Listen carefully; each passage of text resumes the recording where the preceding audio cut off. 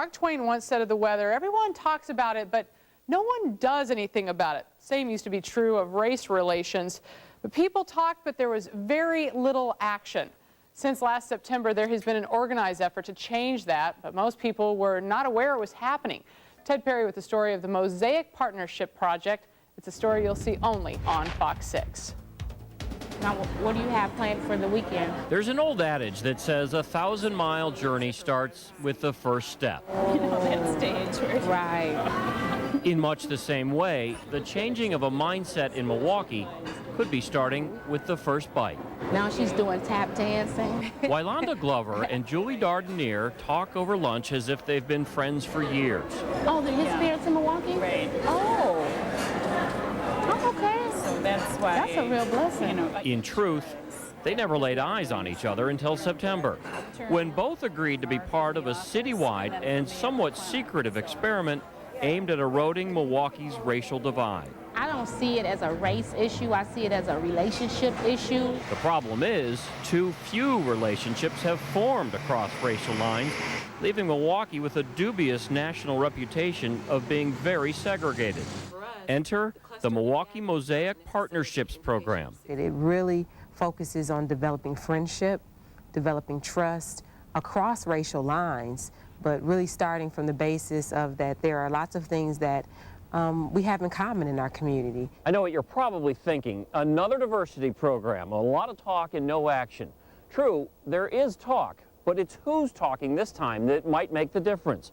More than 230 of Milwaukee's best and brightest, real power brokers, some you know, some you don't, who have agreed to spend 9 months getting to know someone of another race, really getting to know them. Forming some trust and some bonds, and then hopefully from there you can start to go deeper and to start to talk about difficult topics. I think we listen to each other versus people talking at each other, which so often is the case. Dardenier is a lawyer who spends much of her time doing free legal work at the House of Peace. She works not far from where Glover runs her business. She's a management consultant to other small business owners, but the chances are very good that they might never have met until both agreed to be part of the Mosaic program. They meet once a month, one-to-one, and then with a cluster of other participants. To what end? They're forming bonds, that those bonds will have a sort of a ripple effect and doing business with each other, which will increase economic development, not just in the black community, but in a Caucasian community. That's the sort of thing that I'm sure is happening all over town with these Mosaic partners, besides just the, you know, the human outreach. There won't be instant results. No one expects that. No one promises that. But it is, finally, action, and not just talk toward a solution. I think that if we start to see less segregation, more blending of ideas, and more respect for people in the community, we'll know that this is working. The partners in our story were white and black respectively, but the Mosaic Project is really aptly named. It includes men and women, Hispanics, Asians, Native Americans, and people of different religions as well.